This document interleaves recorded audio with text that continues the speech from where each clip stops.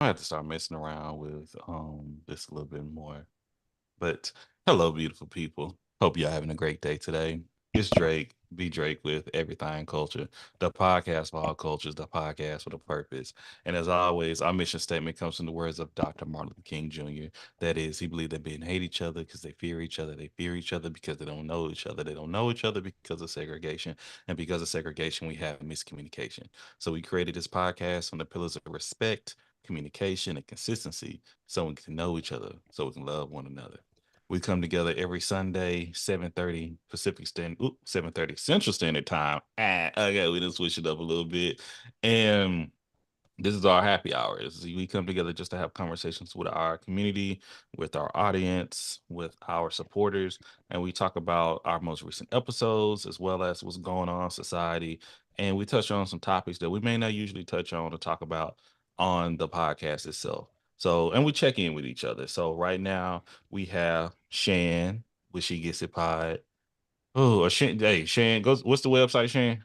ChampionPotting.com. She gets a pod, cozy room, the real relationship rapport, loudmouth stereo, and so it pays me on B. I'm potting out here. Is that it? You sure you ain't got any more?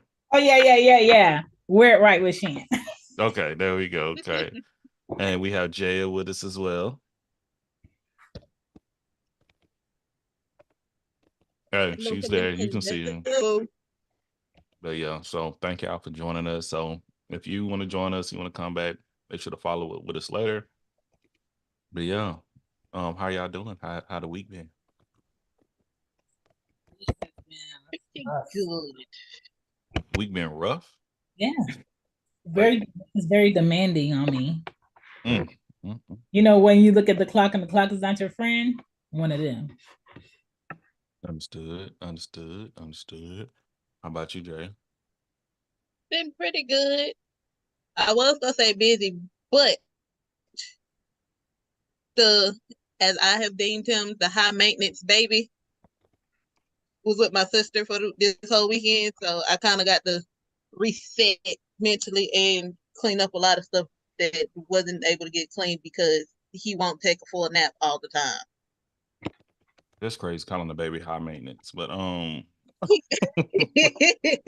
It's ain't they all? But I digress. I digress. But yeah, my week has been productive. You know, we still making this house a home, putting it all together. The building beds, chairs, dresses. Shout out to the Jacks team, my boy Garrick and his wife Brittany. Coming through, hanging some televisions. You know, I got my security cameras in fully. I got the door fixed. Happy for that. Um, yeah, it's been like one thing after another, and it's just it's I'm feeling satisfied. Work was good. Was able to do some volunteering at my previous organization, Santa's Wish List, popping. I would say that was, hold on, why do I have this on screen in the background? So Santa's Wish List is like where they come together and they donate gifts to kids in foster care. And I mean, it's pretty awesome. I don't really celebrate Christmas and because of commercialism, but I know the mindset because a lot of these kids, when they're in care, they don't get nothing. A lot of the things that they've had in their life already been removed from them. Um, I don't know if I ever showed that movie to y'all. I gotta find it. It's a little about 10-minute movie when kids come into foster care, what it may look like, and how their gifts and things are in trash bags and like think about it. Ooh, I gotta put this conversation together. I know Shan, we've had conversations. Shan will be part of the conversation in the future again. But Yeah. when kids come into foster care, they usually have to bring whatever they can bring, like they can carry. And it's You ain't not got a lot. it's And not a lot. I living with my mom in a women's shelter. My mom used to be like the one that's organizing Christmas gifts for every home. Um, and it used to be like a big black trash bag of just open toys. So Mm, a lot of kids don't even get like the excitement of being able to open something to see what it is. It's already opened. mm. See, this is different. This is giving those kids the privilege to get things that actually ask for, that is wrapped with their name on it, with Mhm. my name on it. Um, And it's dope. It's dope. I love it. So I volunteered there Thursday and I volunteered there this morning. It was good being back with my old team, checking on with them, having great conversation. Hey, baby girl. Hey, Ashley. Thank you for tapping the screen. But yeah, I ain't gonna lie, it was one kid. Like, and it's always like I love it. I'm like, dang, especially when the kids good, especially the teenagers. And you got a good volunteer. Mm. Hey. But let me tell you, I had this one kid. I heard this one kid. They're like, what they read off what they got. This one girl got iPad with an iPad Air, like a laptop, and like something else. I just bought my first laptop Period. 2 weeks ago, and I'm 37. That's a blessing, Right. But it's a whole warehouse full of bikes, full of um dolls, basketball goals, slides, and it is cool to be able to bless these kids with something. Period, just something, especially something that they asked for. Yeah. Um, I don't know if I ever told the story. Oh, I was hot. I had a foster parent take my kids' gifts to give them to her kids. Oh, What? The audacity. that let me tell you. And it's crazy. It was during Santa's wish list.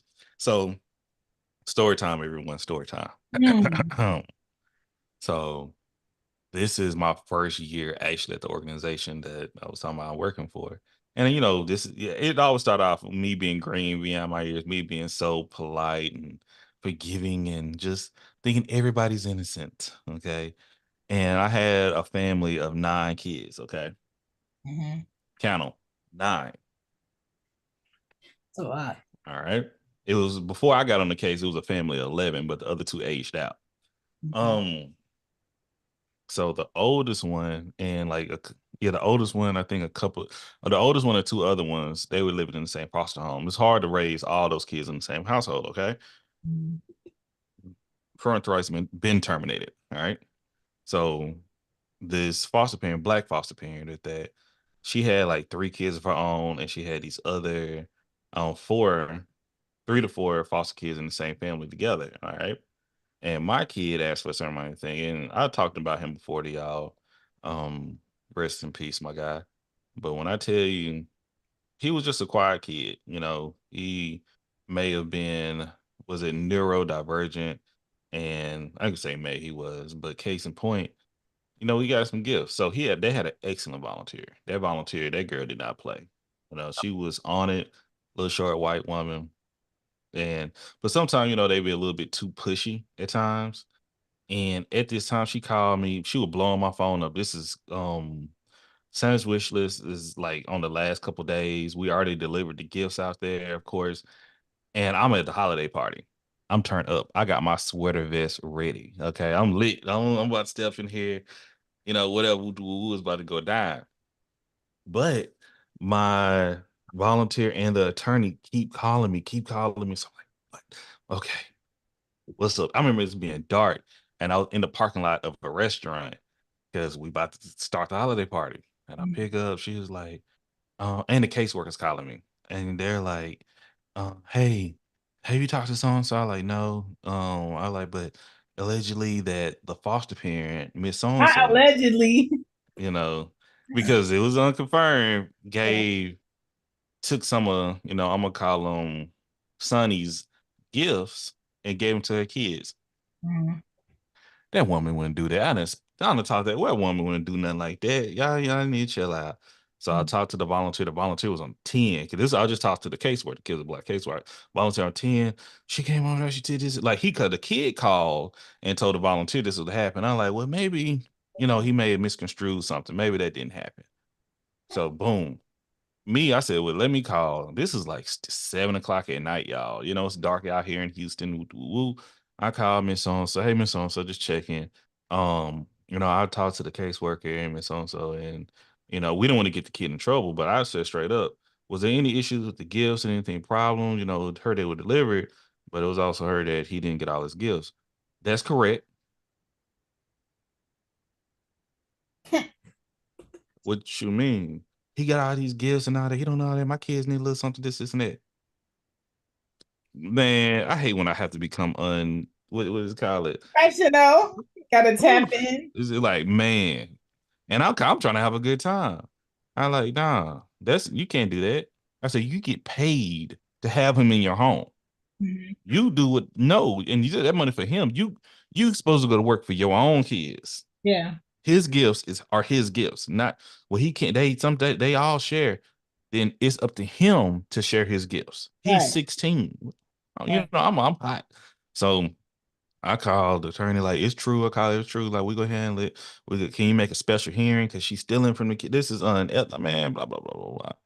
Long Crazy. story short, she gave the gifts back, but she got an attitude now, mad at him. So we had to move him out the home. And now I'm to the point, I want all the kids out the home. See, that's Right. my high road. But Is she's you not didn't being fair. She's not being logical about it. Yeah, and I'm like, nah, and they're like, nah. But the thing is, I was new to the case. I only been there since I take that back. I've been on the case for like 6 months, but I was the newest person to the case. But when I started, a lot of people use me as like the hammer. Okay. Mm. Like they'll tell me things and they'll push me out of the front and like, can you make this happen? Yeah. Whatever. So fast forward, I'm mad. I asked for all the kids to be removed. The judge, now them, and the attorney allowed them, like, we don't want all the kids removed, but he need to be in a better placement. But I'm like, when a person show you who they are, believe them. Okay. She gave an example of the type of parenting that she's displaying and favoritism that she would show. Right. She would do this again. So fast forward maybe a month or two later, she's getting ready to adopt the other two. Okay. The other two was so my kid was like, well, all of them my kid, but the oldest one who was like 16, 17, the other one was like 15. The 15-year-old girl, the other one was like 10. I think they had another one, but anyway. Tell me why she want to change the 14-year-old girl's name. Like, I'm talking about first, middle, and last name. I like that's weird to change a girl's name or any child's name that late in their age, It's like I see if it's a baby, I understand. A toddler, okay, cool. What was it called? What's after toddler? A small child. Yeah, but if they ain't been having that name all their life, why would they change it? So I was against that too. Judge was still like, whatever they went for. They did the full adoption. It was happy. It was a great thing because these kids have been in care all their life. Mhm. Okay, they've been in foster care. Like each one of them was removed from their mother before the age of like 6 months or something like that. All right. So except for the older ones, much older ones. So we get to the point where no less than 2 weeks later, because y'all know the consummation of adoption. If y'all understand what that is, correct? Consummation of adoption is like it's like getting married. It's like everything's done deal. These are your kids now. When they ask for that name change, their name change is there. You have to go through all the type of And legalese that's in and court. attorneys. That's in court. Yeah, the judge come in. That's when you bring teddy bears out. Everybody take pictures, smile, all that good stuff. That is when that happens. Okay, but it was a beautiful, it was a blessing experience once again. But that is binding. Mhm. Once again, that's like a marriage. So if something happens, you have to go back to court to rectify or a little different because once adoption is consummated, CPS is done. They Mhm. out. They gone. Okay. So they move forward to adoption. A week later, caseworker call me talking about they just got a call in the intake. Once again, if y'all remember what intake is, mainly a report was made to CPS and it came from the foster parent. Well, the adoptive parent now, okay, stating that stating that she no longer wanted the kids in the home or the girl in the home to the Halo was because the girl she just adopted was her and her son was messing around with each other. Mm. Yes. Mm. With her having a point or not, and we had to explain to her, where there's no work where they can come and remove the kids anymore because you've adopted. It's been consummated. It's done.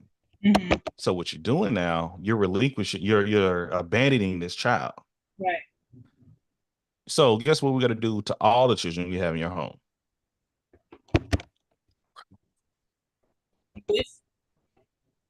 Oh, she pulled back that call. But Hey, Nicole, lockout. But yeah, because the thing is, she thought things were sweet. You didn't change this whole girl's name. You done did this, and that. And now you got to handle things like a parent. This is your responsibility now. This is not just no quick come up. You feel me? So it's just one of those things we have to be mindful of and how people would attempt to abuse the system. And long story short, I found out like about 3-4 years ago, they end up no, it was longer than that, maybe 5 years ago. She ended up transferring custody to the aunt who was fighting for the kids the whole time, and she was making it difficult. Well, and they would end up being raised by her, without CPS becoming involved again, which is the best thing to do. I would say that. But yeah, crazy things. Look, Low having a good time out there. I love it. My people smile. I need to listen to y'all episode. How was it? Whose episode? You and Low, didn't y'all do a conversation? Oh yeah, it was really good. It'll come out on the 18th. Oh, I haven't dropped it. No. Look at y'all. Yeah, Okay. Well, TikTok, if y'all want to join us here on YouTube, go to our Twitter or our IG, look at the information. The information is there. And yeah, we see y'all there. But we love y'all. We appreciate y'all for joining. And we talk to y'all later. Peace. But yeah. Man, so Shan and I had a good conversation last night. Episode drops tomorrow. Tasty. How do y'all feel about the disparities of Black? How do you feel about our education? I'm talking about from grade 1. How do you feel about your education? How was it? What was the adventure? I asked that question on the show to each person. How do you feel about your education? Everybody answered it differently, but I'm asking specific. How do you feel like you were taught in school? Do you think the teachers and the system did a good job educating you in your life? Well, for me, I feel like if I was born and solely raised and lived in Philadelphia my whole life, my idea of like achieving or wanting to be challenged would be like my cousins, where it's very low. Like they shrug, okay, yeah, you graduated high school, I'm gonna just chill and get a job. It wouldn't be I don't feel like I would be pushed to strive for what I've done. I think my mom moving from Philly to Maryland, to Florida, and then me living in Georgia exposed me to other opportunities and different types of teachers and different cultures, and helped me make a decision on what did I want my life to look like. There's a better option other than what I see in my environment, and me not being afraid to explore that. I had some great teachers. I've had some teachers that are just there for the check. I've had some teachers that I talk to still. My third grade teacher, Miss Kelly, I found her on LinkedIn. I talk to her still. Shout out to Miss Kelly. Yeah, she's still in Prince George's County, involved in the school district. And I have some teachers I will never forget that I just despise. Miss Giovanni, my fifth grade math teacher. Say that name. Okay, I'm sorry. We got beef with you, Miss Giovanni. Dr. Cazaret in college, a miserable woman, just making you do all this extra stuff just to turn around and give you a B. Like, ma'am, why are you being so difficult? But I think kids need those different highs and lows of teachers also, because in life, there's highs and lows of people that you have to work with. And you have to learn how you have to build up your character and what you need to hold back and what you need to give depending on someone's personality, so you can see how they work in the workplace out of survival, out of how you get your encouragement, how you hear your opportunities. So I feel like I'm glad I had the resistance. Look at that. I'm glad I had the resistance. But I've had good and bad teachers.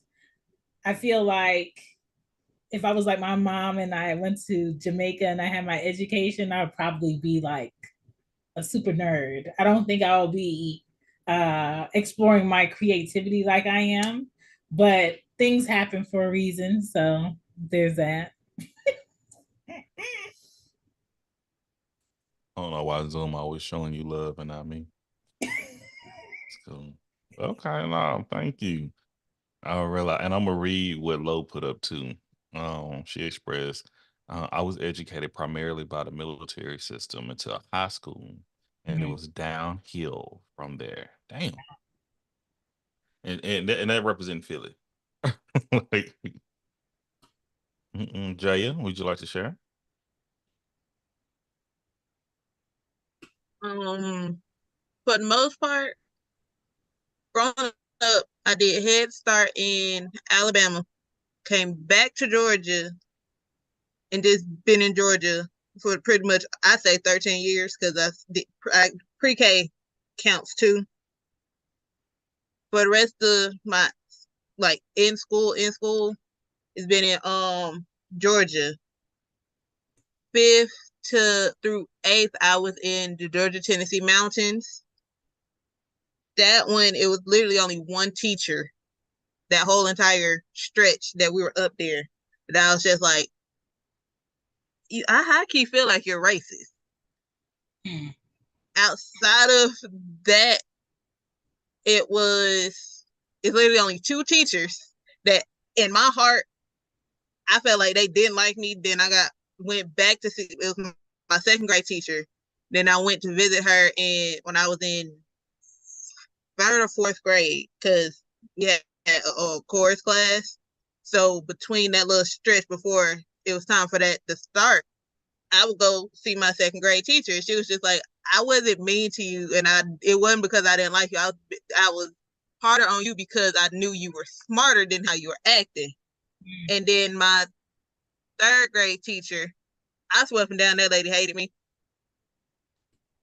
Just to find out it was the same thing that the second grade teacher said. She was like, because of how you were acting, it's not matching up with your grades. The only other teacher that I've ever had that I was just like, yeah, you're only doing it for the money is when I was taking college courses after I graduated high school. And she literally said it. She was just like, this is just a job for me. Y'all go on Mathway to help you figure out the answers to your equations and stuff like that. And I was just like, I think I said it in my head, but the person that was sitting next to me, they was just like, but you're getting paid to teach us how to do this. And she was like, I'm getting paid to make sure y'all do y'all work. Mm. And then she wondered why. I just didn't care. I forgot what he was a math teacher, but he didn't have a class until the second semester that school year. He was just like, he went through and helped me pass that class. And I was just like, that's the best way it's gonna happen because she's not helping at all. And I done went to her multiple times for help. I also saw and realized there's a cultural divide in school in general because when I was in the mountains, once I was supposed to go to my freshman year, you know how most schools they give you an outline of what your class schedule is supposed to be. I had honors and I had like an AP class, but when I came back to Atlanta, I didn't have those classes anymore. And when I asked, they was just like, because of testing, I was supposed to take a test before they gave me the honors class. I was just like, okay, well, just give me the class. I'm gonna be bored, but just give me the classes so I can just get on with it and graduate. And my dad kind of got mad because it was like, if you had the AP classes, you should have took the AP classes. Well, I will tell you this: when you come to Georgia and you've had AP classes or any type of advanced classes from another school, they will try to put you in a regular class and ignore your transcript. You're gonna have to have a parent or that's what my dad did.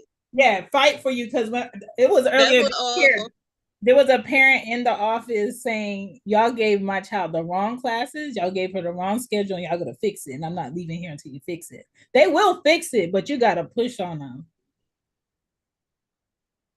Yeah. I figured that out because no, my dad, when we came back to Atlanta, which was me and my sister's freshman year, my mom, she was just like, okay, I'm gonna get y'all signed up for school. And that's pretty much it. She went to see my sister's teacher because she was the troubled kid. And then she was just like, okay, Jay, here go Stop your throwing your class. sister I'll under see the you when you bus. get home. No, that's why I did quotation marks because her issue was like most people, the teacher Your weren't sister necessarily is part of everything taking her culture. time. I'm gonna allow your sister to come over here and tell her experience. You tell your experience, okay? Let's keep it like that. I don't want no beef. My mama went to talk to her teachers, and then she went and talked to my band teacher, and then she was like, "Okay, well, I'll see y'all when y'all get home." I kept telling the principal, the secretary that was creating the schedule for what the class, because when we first started high school, the one we was at, it was like 4 different schools on one campus. The one I went to was the School of the Arts. So they had to completely do my schedule differently from how my sister's was because she was doing technology. I told the lady, I was just like, I have this class that's supposed to be honors, this honors class, and I have this AP class. She was just like, okay, well, if you want to do band and chorus, you can't do the AP and honor stuff because we don't offer those classes. You have to go to this class. And I was just like, but I also have band and chorus on my schedule. And she was just like, okay, well, your mama or your parent is gonna have to come up here and fix it. I kept telling my mama, like, I would want my honors and AP class, and she was just like, okay, I'll go get it, but she never did. And then when I switched schools to where my dad was from, he was just like, he was trying to do it. I can't, because he literally stayed in that office for a good hour and a half, knowing he had to go to work after we got enrolled, trying to get me into those classes, and they still messed up the schedule because they put me in ROTC, and I was nowhere. I wasn't supposed to do ROTC. My sister did ROTC, and I was like, oh, I was trying to keep y'all together. Then in my head, I was just like, we already together. We share the same room. We don't want to be with each other all day, every day. But after it was like literally after my thing is like, if I get frustrated with stuff, I'll shut down. And then when I switched back to living with my mom, one of my teachers was just like, I feel like you need to be in honors or AP classes because you're bored in my class all the time. I was like, I'm bored because you have to challenge me with certain stuff. The only class that I wasn't bored in was math, because math, in my opinion, was it's my least favorite subject. And I tell people all the time, math don't like me, and I don't really like math. I know how to tell time, and I know how to count my money. Same. There you go. And I also say I know math was easy before the devil put the alphabet in it. That's my opinion. It's just like math was easy before the devil just threw in the alphabet. So around 6th grade, it started getting hard on you. More like 7th, 8th. You probably should start bringing in algebra much earlier. Cause you younger than us. When did y'all start learning algebra in school? That's what I said. We started in the 6th grade. That's when we was in the mountains. We started like the little brief. Hold on, when did you start? Hold on, quickly. When did you start, Jaya? Briefly 6th grade, but actually started. That was in 7th grade. We that's when I really was just that's when you started. Yeah, I don't understand. Shan, when did y'all start 6th grade? Briefly. I mean, when did you start algebra? In 5th grade. 5th grade. I'm trying to think. It may be my 5th, 4th grade too. Because I love algebra. No problem. It's like understanding that is like, I can't even think of the name. What they call it right now? It's the whole.